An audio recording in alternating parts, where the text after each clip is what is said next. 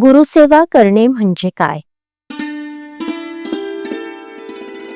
साधनाची आटाआटी कुठपर्यंत करायची? जप, तप, नेम, याग वगैरे आपण कशाकरिता करतो? तर देवाची प्राप्ती व्हावी म्हणून. तोच देव जर आपल्या घरी आला तर साधनाची आटाआटी कशाला करायची? म्हणून साधनाची आटाआटी करण्याचं कारण नाही. नाहीतर त्याचाच अभिमान होतो आणि जे मिळवायचं ते बाजूलाच राहून उलट तोटा होतो. जे जे घडत असतं ते माझ्या इच्छेने झालं असं समजत जा आणि त्यात आनंद माना. तुम्ही जी जी गोष्ट कराल त्यात मला आठवा. गुरुभक्ती करायची म्हणजे काय?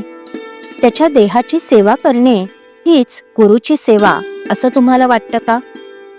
त्याच्या देहाची सेवा करणे ही गुरुची खरी सेवाच होत नसते. गुरु सांगेल तसं वागणे हीच त्याची खरी सेवा होय.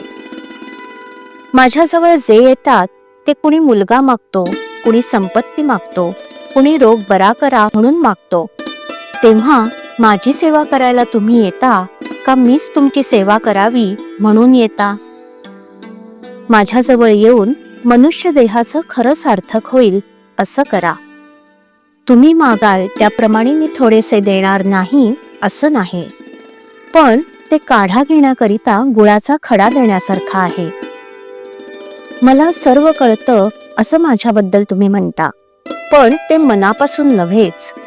कारण ज्याला असं खरोखर वाटत असेल त्याच्या हातून पापकर्म होणारच नाही.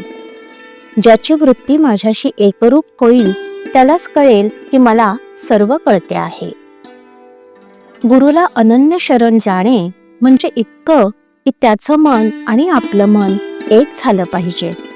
म्हणजे दैववशात जरी आपण गुरुपासून दूर असलो तरी मनाने त्याच्याशी संलग्न असल्यावर त्याच्यापाशीच असू. आपण आपल्या आईशी जसं बोलतो तसं माझ्यापाशी बोलावं. आपलं सर्व दुःख मला सांगत जावं. तुम्ही इतके कष्ट घेऊन मला भेटायला येता, पण तुम्हाला रिकामं जाताना पाहून मला फार वाईट वाटतं. माझ्याजवळ जे आहे ते व्यावहारिक जगात कुठेही तुम्हाला मिळायचं नाही. ते म्हणजे भगवंताच्या नामाचं प्रेम होय. सगळ्या प्रपंचात खरी विश्रांती असेल तर ती नामस्मरणातच आहे.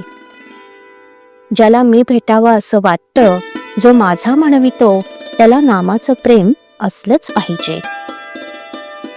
श्रीराम.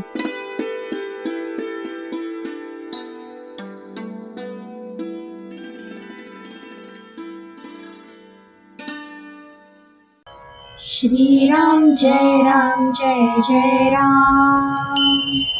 श्रीराम जय राम जय जय राम.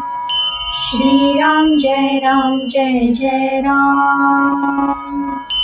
श्रीराम जय राम जय जय राम. श्रीराम जय राम जय जय राम. श्रीराम जय राम जय जय राम.